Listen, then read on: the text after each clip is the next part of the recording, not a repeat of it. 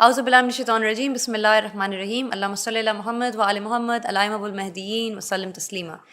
السلام علیکم ورحمۃ اللہ وبرکاتہ۔ معزز ناظرین، آپ دیکھ رہے ہیں وقت امام۔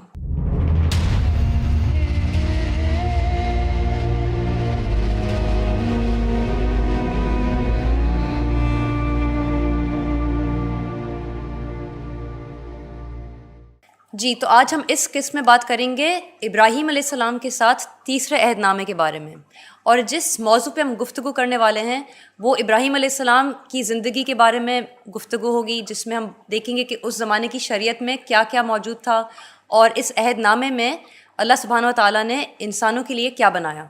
تو جی لیڈی لیلا، لوگ سب جانتے ہیں کہ ابراہیم علیہ السلام وہ پیغمبر تھے جنہوں نے بتوں کے خلاف مقابلہ کیا۔ تو اس سے ہم شروع کرتے ہیں کہ تاریخ میں ہم کیا جانتے ہیں، کس طرح سے ابراہیم علیہ السلام نے بتوں کے خلاف مقابلہ کیا اور اس کے کیا معنی ہیں۔ بسم اللہ الرحمن الرحیم، الحمدللہ رب العالمین، اللہم صلی علی محمد و آل محمد الائمہ المہدیین وسلم تسلیما۔ اچھا موضوع ہے، اولو العزم نبی کی یہ کہانی ہے۔ تو ابراہیم علیہ السلام کی کہانی ایسی ہے کہ اس سے پہلے بھی آدم علیہ السلام آئے، نوح علیہ السلام آئے، ان کے بعد یہ اولو العزم نبی یہ بھی آئے۔ انہوں نے آن کر جو اپنا کردار ادا کیا، سب سے بڑا ان کا کردار تھا بتوں کو توڑنا، کیونکہ اس وقت بت پرستی بہت تھی۔ جی حضرت ابراہیم کی ہم کہانی سنانے لگے تو بہت لمبی ہے، لوگوں کو پتہ ہے، پر ہم وہ بات بتائیں گے جو ابا صادق علیہ السلام نے ہمیں بتائی، جو اس چیپٹر میں۔ وہ یہ ہے کہ ابراہیم علیہ السلام جب بتوں کے خلاف ہوئے نا، تو ان کے خلاف پوری جو اس وقت زمانہ تھا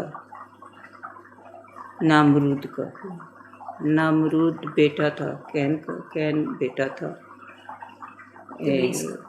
ابلیس کا، جی قابیل کا بیٹا تھا، قابیل ابلیس کا بیٹا تھا۔ تو یہ کہانی جو ہے نا، ہم اس سے شروع کریں گے کہ انہوں نے بتوں کو توڑا کیسے۔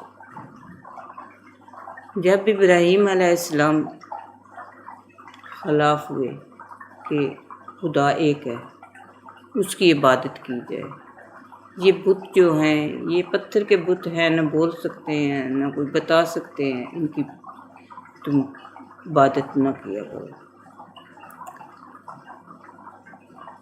وہ لوگ خلاف ہو گئے ابراہیم علیہ السلام کے۔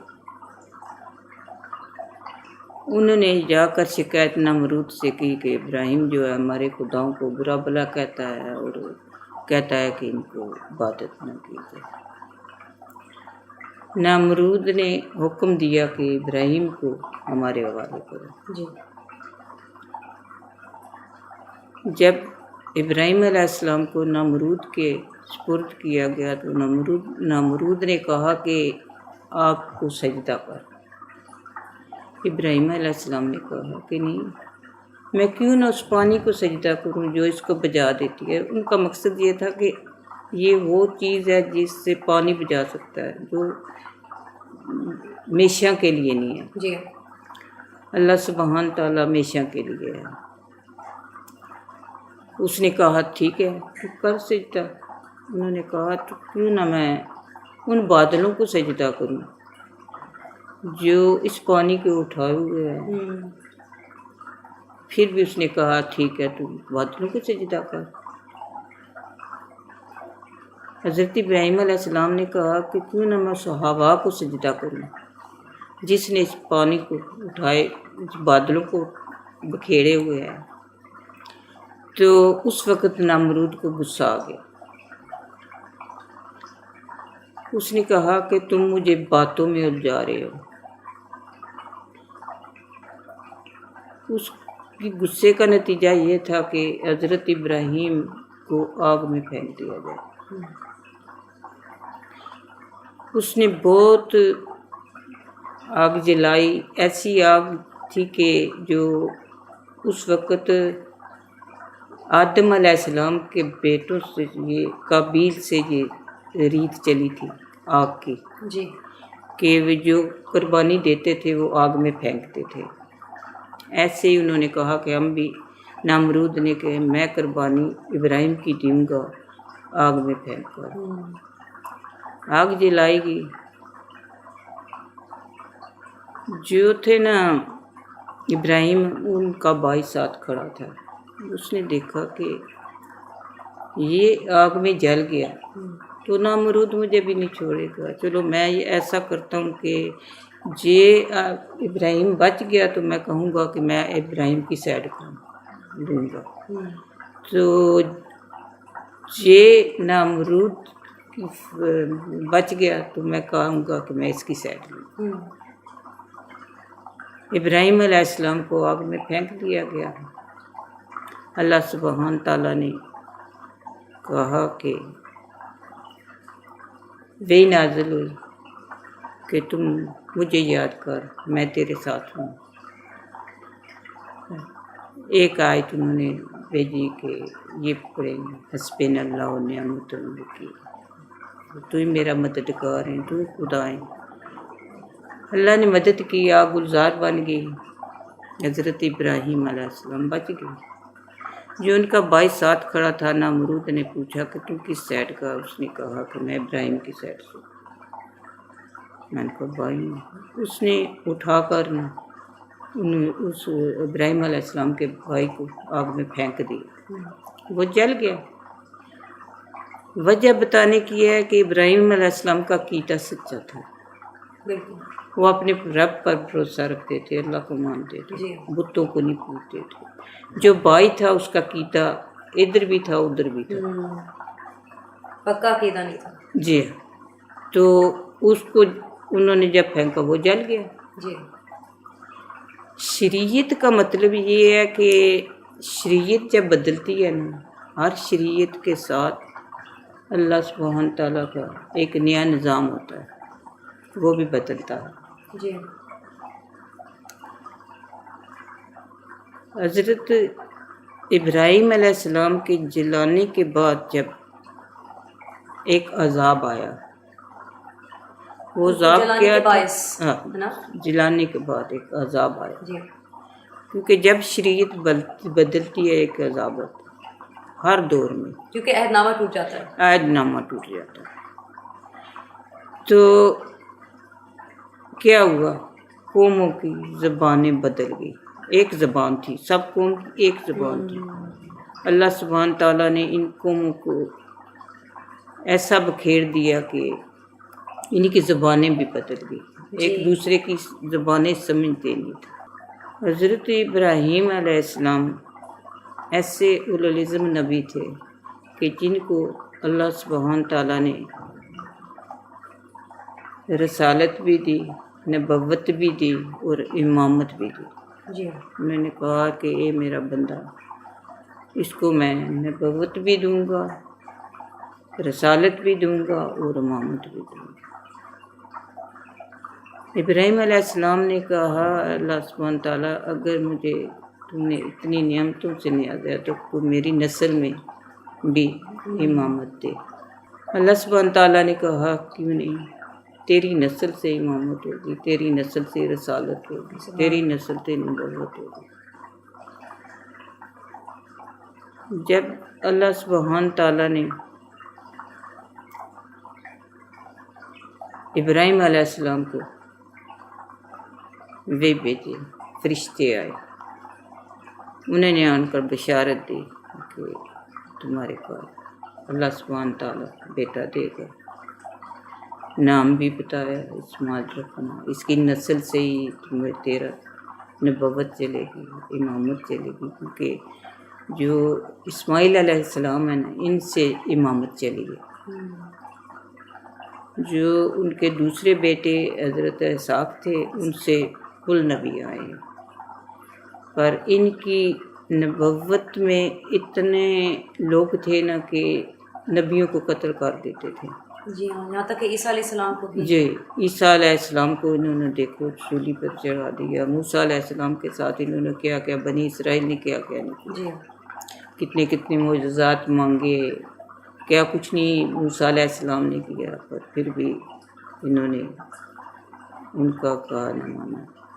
تو سب یہ نبیوں کے قاتل ہی تھے، قتل کر دیتے۔ اور یہ بہت ہی کافی انٹرسٹنگ بات ہے کہ جب اللہ تعالیٰ کہتے ہیں کہ ابراہیم علیہ السلام جب وہ پوچھتے ہیں کہ میری نسلوں سے امامت آئے، تو اللہ کا کہنا ہے کہ جو بد عمل لوگ ہیں ان کے لیے نہیں ہے امامت۔ اور پھر ہم دیکھتے ہیں کہ اماموں کی جو نسل ہے وہ جس طرح سے آپ نے کہا کہ وہ اسماعیل علیہ السلام کی نسل سے آ رہے ہیں، اور تو یہ وہ عہد نامے جو آئے تھے نا ان کے لوگوں سے ان لوگوں کے وہ ختم ہو گئے تھے، یہ نیا شریعت اور نیا عہد نامہ بنا تھا۔ اور اس سے پچھلے جو اس لوگ تھے ابراہیم علیہ السلام جو ہے نا، انہوں نے بہت کچھ کیا۔ اللہ سبحانہ تعالیٰ کے ایک خواب پہ انہوں نے کیا کچھ نہیں کیا۔ ابراہیم علیہ السلام نے بت توڑے، کہتے ہیں نا کہ اتنی بت پرستی تھی نا کہ ابراہیم علیہ السلام جب ان کو منع کرتے تھے نا تو وہ خلاف ہو جاتے تھے۔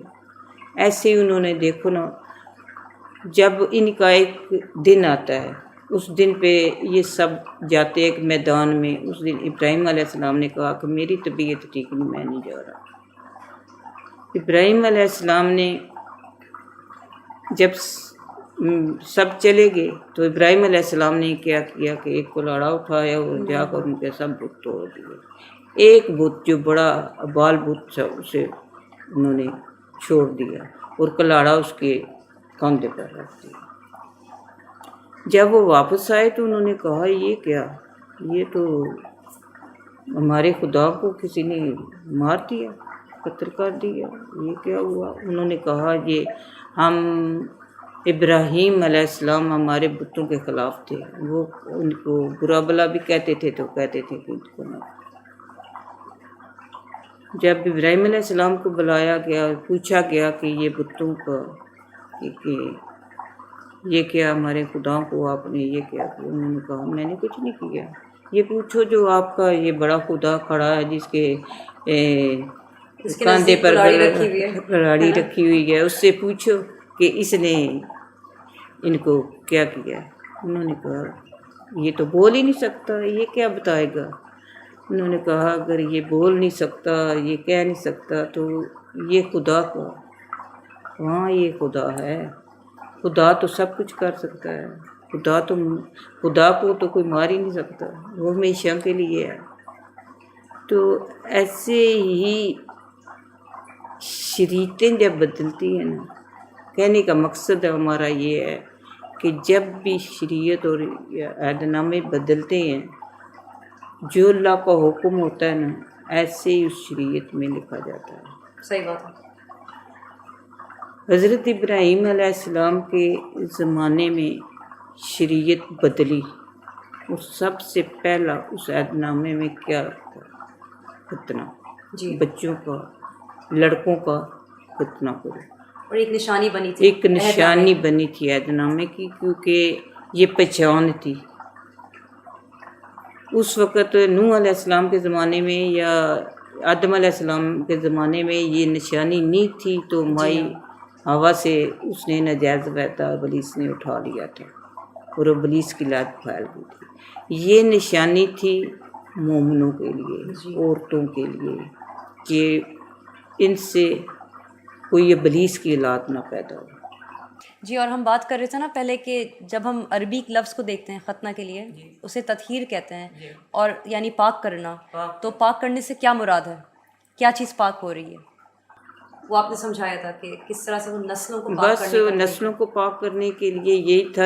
ہم اس کو اردو میں، پنجابی میں مسلمانیاں کہتے ہیں، کوئی ختنہ کہتا ہے، کوئی ایسے ہی لفظ بولتے ہیں کہ جو لڑکوں کے لیے جائز ہے،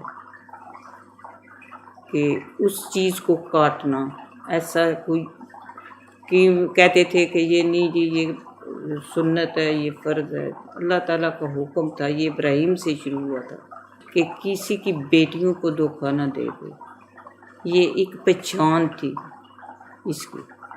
تو اسی لیے اللہ سبحانہ تعالیٰ نے یہ حکم دیا تھا کہ تم اپنے لڑکوں کا ختنہ کیا۔ ابراہیم علیہ السلام 99 برس کے تھے تو انہوں نے اپنا ختنہ کیا تھا۔ انہوں نے اسماعیل علیہ السلام 13 سال کے تھے، جو ان کے بیٹے دوسرے تھے جو بعد میں پیدا ہوئے، ان کو بعد میں پھر انہوں نے کہا تھا کہ اپنے پڑوسیوں کا، اپنے جو خریدے ہوئے غلام بھی ہیں نا ان کا بھی کرو، تو یہ سب کچھ انہوں نے کیا تاکہ ان کا پہچان بن سکے، کیونکہ اس وقت اتنے قبیلے اور قافلے میں لوگ بڑھ گئے تھے اور ایک سزا کی طرح، ایک سزا کے باعث اس طرح سے ہوا انسانیت کے لیے۔ تو جو اللہ کے خاص لوگ تھے ان کو ان کی پہچان کے لیے یہ ایک بہت ضروری عمل بن گیا۔ لیکن یہ ایک نئی بات تھی نا، ایک نیا حکم تھا جو کہ اللہ سبحانہ تعالیٰ نے لوگوں کو دیا، اور یہ لوگوں کے لیے ایک نئی بات تھی، لیکن شریعت کی بات تھی۔ جیسا آپ نے کہا، اللہ چاہے تو شریعت میں کوئی نیا حکم دے سکتا ہے۔ دے سکتا ہے۔ ایک سب سے سخت حکم تھا، مشکل تھا، بہت مشکل حکم۔ آج کل تو عام بات ہو گئی ہے۔ جن کے مان پکے تھے انہوں نے مانا۔ بے شک، ابراہیم علیہ السلام کو اتنا آرڈر تھا کہ جو نہیں نا یہ ختنہ جس کا نہیں ہوا ان کو اپنی قوم سے نکال دو۔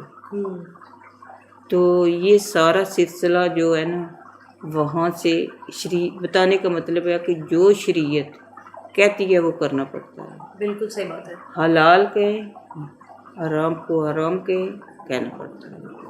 حلال حرام وہ کر سکتے ہیں کیونکہ یہ اللہ سبحانہ تعالیٰ کی طرف سے حکم تھا۔ بالکل صحیح بات ہے۔ ایسے ہی آج دیکھو ہم کرتے ہیں کہ ہماری شریعت آ گئی ہے، اس میں جی یہ لکھا ہے، یہ لکھا ہے، یہ پردے کا ہے، یہ اس چیز کا لکھا ہے، یہ سب کیا ہے شریعت میں ہے۔ بالکل صحیح بات۔ ہر کسی کو پتہ ہے کہ شریعت جب بھی نئی شریعت آتی ہے، شریعت کے ساتھ زمانے کے ساتھ وہ شریعت ہوتی ہے، جی، ہر زمانے میں ہر زمانے کے ساتھ ہے۔ آخری یہ جو ہمارا عہد نامہ 7واں عہد نامہ ہے، اس میں بھی جو لکھا ہے یہ شریعت کے مطابق ہو رہا ہے۔ اب صادق جو بھی بتا رہے ہیں نا اللہ کے حکم سے ہے، بالکل، کیونکہ ہر کسی کو پتہ ہے کہ جب امام کا ظہور ہوگا شریعت بدل جائے گی، جو شریعت کہے گی اس پر چلنا پڑے گا۔ بالکل صحیح بات۔ دیکھو نا ابراہیم علیہ السلام کی کتنی سخت شریعت تھی، وہ پہلا حکم عہد نامے کا کتنا سخت حکم تھا، تو انہوں نے مانا، ان کے لوگوں نے وہ مانا۔ اتنے اولو العزم نبی تھے کہ اپنی خواب پہ اپنے بیٹے کو ذبح کرنے کے لیے، قربان کرنے کے لیے چل پڑے۔ تو ہر بات وہ اللہ کی مرضی کے مطابق کرتے تھے۔ بالکل، آج بھی جو عہد نامہ ہے، ابا صادق علیہ السلام جو بھی کہہ رہے ہیں یا لکھ رہے ہیں، یہ عہد نامے کے اللہ کے حکم سے ہر بات ہو رہی ہے۔ صحیح بات۔ قیم آل محمد کا مطلب کیا ہے کہ جب وہ قیم آتے ہیں یا کوئی نبی آتے ہیں یا کوئی رسول آتے ہیں، وہ اللہ کے حکم سے ہر بات کرتے ہیں، بالکل صحیح بات۔ اپنی طرف سے کچھ بھی نہیں کہتے۔ آگے بات قرآن کی، یہ آپ بھی جانتی ہیں کہ قرآن میں کس نبی کی پوری کہانی لکھی ہے، بس تھوڑا تھوڑا ہے نا، مکمل قرآن کی وہ کون کر رہا ہے؟ اہل بیت، جس کے مطابق حدیث تھی کہ رسول پاک صلی اللہ علیہ وسلم نے کہا تھا کہ 2 چیزیں میں چھوڑ کر جا رہا ہوں، ایک قرآن پاک اور دوسرا میری اہل بیت۔ سب لوگ گواہ ہیں، 1400 سال گزر گئے ہیں اس بات کو، اس کربلا کو انہوں نے اپنا عہد توڑا۔ کب ٹوٹا؟ جب کربلا ہوئی، انہوں نے ظلم کیا، رسول کی نواسیوں پر کیا، رسول ہر حد مک گئی کربلا میں۔ کسی جنگ میں بھی سنا ہے کہ 6 مہینے کے بچے کو بھی جنگ میں گئے ہیں تو قتل کیا جائے، کسی نے شہید کیا ہے۔ وید کربلا ہے جس میں علی اصغر کو انہوں نے 6 مہینے کے بچے کو۔ صحیح بات۔ شریعت کہاں گئی؟ شریعت میں یہ تو نہیں تھا. شریعت ختم ہو گئی جب ظلم آنے نے انتہا مک جاتی ہے نا ظلم کی، تو ہر چیز بدل جاتی ہے. ابھی آپ نے اتنا اچھا مثال دیا کہ ابراہیم علیہ السلام کو جب نمرود نے قتل کرنے کی کوشش کی تو یہ اس بات اللہ کو اتنی ناپسند آئی کہ عہد نامہ ٹوٹ گیا، اور یہ بات مانتے ہیں سب. تو یہی بات جب ہم دیکھتے ہیں کہ اسلام کے بعد رسول پاک کے نواسے کو اسی طرح سے ان کا سلوک کیا جا رہا ہے، تو پھر کیا اللہ سبحانہ وتعالیٰ ایسا ہی نہیں کرے گا؟ تو یہ کہتے ہیں نا کہ جی نہیں جی رسول پاک صلی اللہ علیہ وسلم کی جو شریعت بنی تھی وہ قیامت تک تھی. نہیں، شریعت ٹوٹ گئی تھی. اگر شریعت بنتی نا تو کوئی قانون بنتا. 1400 سال ہو گئے ہیں مسلمان گمراہی میں ہیں، کوئی حکومت نہیں بن رہی، کوئی شریعت نہیں بن رہی، ککھ بھی نہیں ہے. آخر قائم آئے ہیں نا، قائم آل محمد ابا صادق علیہ السلام آئے ہیں تو شریعت چل پی ہے نا. صحیح بات. ہر لوگوں نے یوٹیوب پہ دیکھ رہے ہیں، ہر جگہ دیکھ رہے ہیں، پر لوگوں نے ایک ہلچل مچ گئی ہے. کیوں مچ گئی ہے؟ کیونکہ سچائی کسی کو اچھی نہیں لگتی. جھوٹ پہ دنیا جی رہی تھی، اچھا لگتا تھا، گاڑیاں اچھے لگتی تھی، اچھے مکان بناؤ، گاڑیاں بناؤ، اچھی خوبصورت بیوی آئے، ہر چیز اچھی خوبصورتی پہ دنیا جا رہی تھی. دین کہاں گیا؟ صحیح بات. دین تو یہ نہیں سمجھاتا تھا. رسول پاک صلی اللہ علیہ وسلم نے اپنی امت کو یہ تو نہیں بتایا تھا کہ میرے بعد میری نواسیوں کے ساتھ یہ کرنا، یا میرے جو نواسے ہیں وہ حسین، جس حسین کے لیے رسول پاک صلی اللہ علیہ وسلم سجدوں میں گئے اور حسین کاندھوں پر آٹ بیٹھے، تو اللہ سبحانہ تعالیٰ نے حکم دیا کہ حسین رسول پاک کو کہ اے محمد ابھی تک سجدے سے سر نہ اٹھانا جب تک میرا حسین تیری گردن پہ بیٹھا ہوا ہے. تو اتنی عظمت جنت کے نوجوانوں کی. تو یہ قرآن پاک کا یہ کہتے ہیں کہ جی اس دن میں ایک سن رہی تھی ٹک ٹاک پہ پروگرام، تو وہ کہہ رہا تھا جی قرآن کیسے بدل سکتا ہے، یا قرآن 2 حصوں میں کیسے ہو گیا. میں کہتی ہوں 73 حصوں میں بن رہا ہے. مسلمانوں کے کتنے حصے ہیں؟ 73. سب اپنا اپنا لے کر پھر رہے ہیں سسٹم، دین، شریعت. یہ ان کا قرآن اولادہ نہیں جو اسماعیلیے بنے ہوئے ہیں، جو اپنے قیدیانی ہیں، سب نے اپنے اپنے قرآن کھولے ہوئے ہیں. بات تو صحیح. وہاں پر کیوں نہیں لوگ بول رہے؟ جب اصلیت سچائی ابا صادق علیہ السلام لے کر آئے ہیں تو ان کو سچائی اچھی نہیں لگ رہی. اور قائم کے آنے کا مقصد ہی ہے کہ وہ صحیح سے شریعت سمجھائیں لوگوں کو اس زمانے کے لحاظ سے. جی تو ہم کہتے ہیں نا کہ آپ بتائیں نا،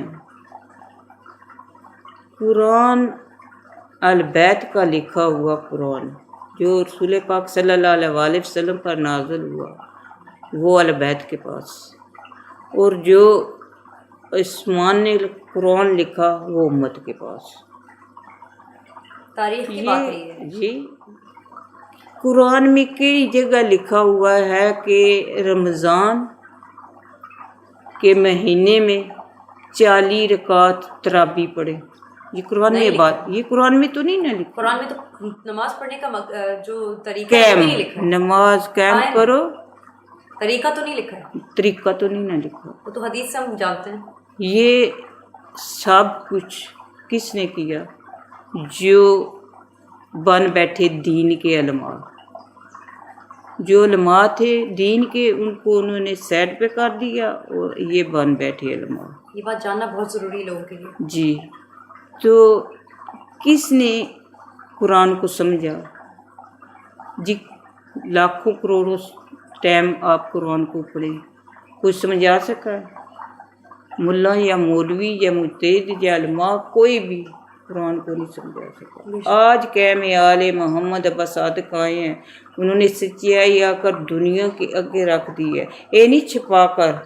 روز آپ ان کو بھی بیٹھے ہو، دنیا دیکھ رہی ہے، بتا رہے ہیں، کیا دنیا جانتی نہیں؟ پر نہیں، جو ابا صادق کہتے ہیں کہ آدم کی اولاد ہوگی نا وہ سمجھ جائے گی، نہیں سمجھے گی تو قبیل کی اولاد نہیں سمجھ پائے گی جو ابلیس کی اولاد ہے۔ بالکل صحیح بات۔ ابلیس کے پاس کیا تھا؟